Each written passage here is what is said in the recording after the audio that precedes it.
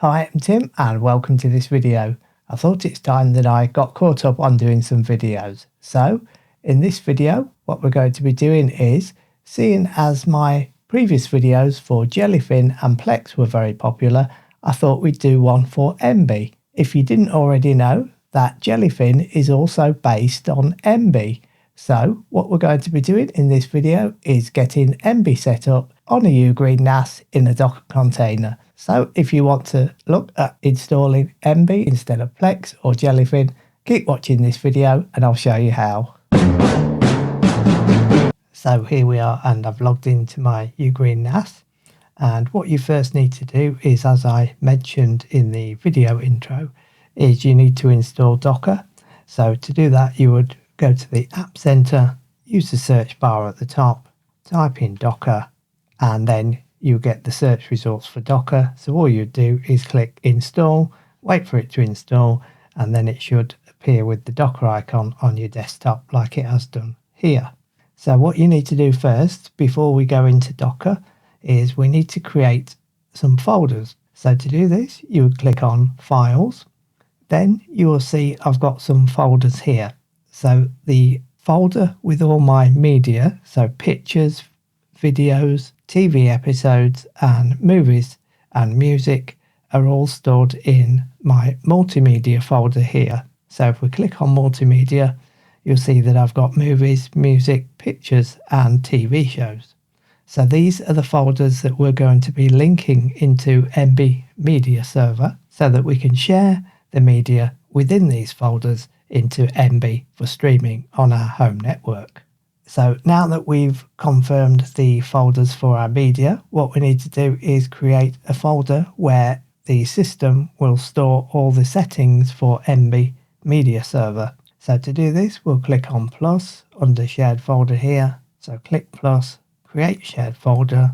Then in the folder name, we'll call this Emby. So within this Emby folder, what the system will do, so Docker will automatically configure the Emby folder as the folder where it stores all the settings and configuration options for Emby Media Server. So you will need to create the folder first. So I would recommend also just untick the enable recycle bin, so you don't need to use that option, and then just click on create. And then what you need to do is give the admin user, so you'll see that I've got the user Tim here, and that's under the admin category, and you'll see that it's already got the read and write option for the admin group. So leave that as it is with the read and write access for the administrator group. Click confirm, and you'll see we've now got the folder called Emby. So now that we've done that, we can close the files option. And then what we're going to do is open up Docker. So just click on the Docker icon. It will take you into the Docker dashboard, so the overview page. And what we're going to do is go to image at the left hand side. Wait for the image database to load. As you can see, it just took a second. And then in the search box at the top, we'll type in Emby. And you'll see that it brings up many results for Emby. Now, the one we're going to use, which I found is the best one and most reliable, is the one titled Linux Server /Emby. So it's the one at the top here. Now, I did try the one that's titled Emby /Emby Server. Now, I could not get that one to work at all. So although it says it's the official Emby Media Server, I couldn't get it to work. So I'm using, which I've used before for other options, is the Linux Server ones. So I've used this for other Docker containers with the Linux Server title, and they seem to be reliable and work as well. So what we need to do is, for Linux Server /Emby, is click the down arrow icon to download it. It will then pop up with the window saying download image. Image name is again Linux Server /Emby, and then in the version number box, click in that box. And what you need to do is select the one which is the latest. So you'll see here we've got the latest one of the 25th of July 2026. So I would recommend selecting latest and not any of the other versions. So just click on latest, and then you'll see in the version number box we've got latest in there. So then once you've got those options set, click on confirm, and then it will say the current image is being downloaded. So you'll see under local here, if we click there, it's actually downloading the Docker container. So it's got 85%, and there we go. Linux server has downloaded successfully. So now that it's downloaded the Docker image, what we'll do is create the container. So to do this, go to container at the left hand side, then select new container, and then in the select image window, we'll click in the box and select Linux server /Emby latest, and then click confirm, and then this will take you into the Docker configuration screen for Linux server Emby. So in the container name, you'll see we've got quite a long name in there, so I would recommend just changing that and make it shorter. So in this case, we'll call it MB1. In the CPU limit box, I would recommend clicking in there and give it, say, 4 cores, but if you want to give it more resources from your NAS, you can do, but I wouldn't recommend setting everything at maximum or unlimited, otherwise it could slow down your NAS, as it were. So for example, file sharing, if you're using your NAS for file sharing, then it might slow it down, but just pick a reasonable number. So in this case, we'll select 4 cores, and then in the memory limit box, we'll select custom, and you can give it as much RAM as you want, but again, just be wary and don't give it the full maximum amount, otherwise it might also slow down your NAS for file sharing purposes and other Docker containers as well, if you're running other Docker containers and virtual machines on it. So in the memory limit, we'll type in 8192, which will give it 8 gigabytes of RAM. Now you'll see that I've got 31868 available. This is because I've upgraded the RAM in my NAS, so I've got 32 gigabytes of RAM.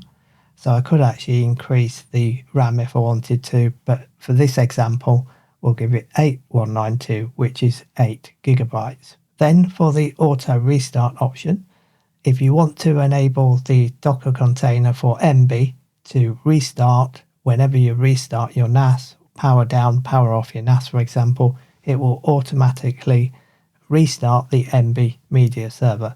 Now, I would recommend just having it set to auto restart, but in this video tutorial, I'll just leave it as disabled. Then for the GPU performance, I would recommend enabling that. So this is for encoding media, so that Emby can encode the media files if it needs to convert them to a different format. So make sure you enable GPU performance. Then under the environment variables, and we're going to leave all those settings for the variables as they are, and in the volume section we're going to create some settings in there. So for the volume section, you'll see we've got NAS directory file, container directory file, and container permissions. Now there's already one in there called /config, and you'll see the container permissions for that are read and write. Now what we're going to do is link the folder that we created in files. So if you remember, we created the Emby folder here under our shared folders. So what we need to do is link those folders, and also again in files we need to link the multimedia folders here.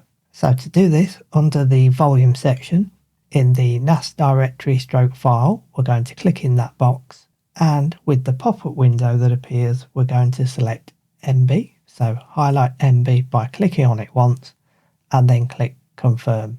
Now what that will do is link the Emby folder stored on our NAS to the config folder within the Docker container for Emby. So what it will do is link that folder across to the config folder, and you'll see we've got read and write permissions, so we do need to leave that as read and write. And then what we're going to do is click on add under the volume section, and we're going to add some more folders in there. So click add. Then in the automatic distribution box, click in there, select your first folder with your media stored in it. So in this case it's in multimedia, and then what we're going to do is select the first one, which is movies. So click confirm, and then in the container directory file line, we're going to select and type in /movies, And then with the container permissions, we're going to set that to read and write. We're going to click add again. And then in the automatic distribution box, we're going to select the next folder down within our multimedia folder, which is called music, as you'll see. So click and highlight music and click confirm. And then in the container directory file line, we're going to select and type in /music. And then for the container permissions, set read and write. Click add again. Click in automatic distribution. Double click multimedia. And then the next one is pictures. So highlight pictures, click confirm. And then in the container directory file line, we're going to select and type in /pictures. Set the container permissions to read and write. Click add once more. Click in automatic distribution. Double click multimedia. And then the next one is the last one. So we've already done movies, we've done music, we've done pictures. So the next one is TV shows. Click confirm. And then in the container directory file line, we're going to type in /TV shows. Set the container permissions to read and write. And then that's it for that. But if you have, say for example, you've got another one called TV series, you've got another one called family pictures, then what you would do is just click add and keep adding those in and then link them with a new name in the container directory file. And once you've done that, you would scroll down to the network configuration. So in the network configuration section for network mode, we're going to click on host. So you need to set it to host and not bridge and not Mac VLAN. So make sure you set it to host. Then scroll down to the bottom and you'll see we've got the others section. Now for that other section, you can leave it all set as a default as it is. And then what we're going to do is click confirm to create our Docker container. So it will say, do you want to create the container? And it will also say run container after creation. So what we can do is click confirm and it will say, take you back to the list of containers and it will say MB1 and the status is running. So to access the Emby server, you would open up a new tab in your web browser and then in the address bar at the top, so do not use the search box. For example, here with DuckDuckGo or Google, you'll see we've got a search box. So we're not going to use that search box. We're going to go to the top address bar and type in http:// and then the name or the IP address of your NAS. So in my case, it's NAS2, and then we're going to enter another colon, and then we're going to type in 8096 and then press enter. And you'll see this takes you to the welcome to Emby screen, or it should do. If it doesn't, it probably means that you're typing in the address bar at the top. You're not typing in the IP address correctly for your NAS or the name of your NAS, or you probably missed the port number, which should be :8096, which you type in after the IP address. And this then takes you to the welcome to Emby page, where you select your preferred language. So in this case, it's English UK. You'll click next, and then we'll create the first user. So in my case, we'll give the username as Tim, set a password, confirm the password, and click on next. Then it will ask you to set up media libraries. So now what we need to do is tell it where to find our media. So to do this, we'll click on the plus with add new library. Then in the pop-up window, we'll see we've got the content type. So let's select movies for the content type and display name. You can change that if you want, but I'll just leave it as movies here in the display name. And then what we need to do is tell it where the media is stored, so that where the movies are stored. So to do this, under the folders title here, click the plus with the add, and it will then bring up a search box where you can find the movies folder. So if we scroll down, you should see we've got movies And there we go, we've got movies. So select movies and then click OK, and then you'll see we've got some library settings. So what you can do if you want is customize this so you can set the preferred metadata download language. So if you want to set that to your local language and certification country, preferred image download language, you can set all those options. But to be honest, I've just left them as blank. And with the same with the prefer embedded titles over file name. So what it will do is search the database online for the name of the movie or the name of the media file rather than using the actual file name that you've saved it to on your NAS. So if you want to have that option, you would tick that. Enable real-time monitoring. So any changes to the file will be processed immediately on supported file systems. There's also exclude from global search. Now I found I just leave all these options default apart from the first three options where we set the content type, display name, and then the folders which we just added as /movies. So just click OK, and it's now added our movies folder. So we'll go through and add the remaining ones. So we'll click on again, new library, set the content type to music, display name we'll call it music, select the folders, so click the plus and the add, and then we'll scroll down and find the music folder, which you'll see is there.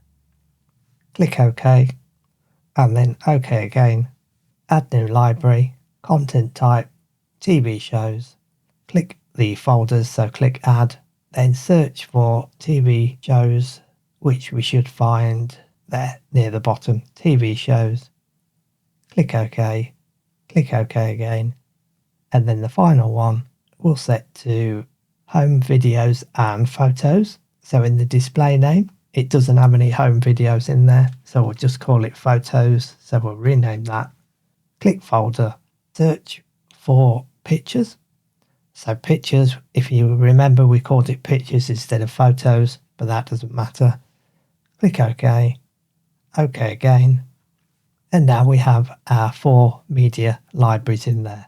So once you've done that, you can click next, and then you'll get an option to configure remote access. Now, as this is just working locally on the network, so with the free edition of Emby, you can only access it locally, but if you upgrade to one of the paid options, which you'll find the link for in the video description, then you can choose a paid option, and one probably what will give you remote access. So if you've got the paid remote access option, you would leave that slider green.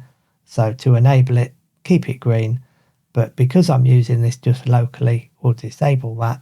Click next, and then accept the terms of use. Click next, and then it's saying you're done. That's all we need for now. Emby has begun scanning your media library. Check out some apps and then click finish. So we'll click finish, and it should take us back to the dashboard. So what we need to do is click on our username to sign in. So in this case, we created, if you remember, when we first set up the Emby, we created the user Tim. So I'll type in the password that I created and then select sign in. And it's now taken us into our Emby dashboard on the home page here. And we've got the media file. So we've got movies, music, photos, TV shows. And then it's saying a category here for latest movies, latest music, latest photos, and latest TV shows. So if you want to go straight to the category, you'll see that we've got the category list at the left hand side. So we've got movies, music, photos, TV shows, and then we've also got metadata manager as well. So we'll just go back to the home page, and then if we go to the top right corner, you'll see we've got the gear icon. So if we click the gear icon, this is where you can change all the settings and configure Emby Media Server to customize it as you want. Now, I'm not going to go through each option and what it does because this video would be too long, but there's certainly some good help pages on the Emby website. So there are very good user guides on how to configure this. If you want to customize it even more, then you'll find help on the Emby website where it will explain what each option does and how to customize it further.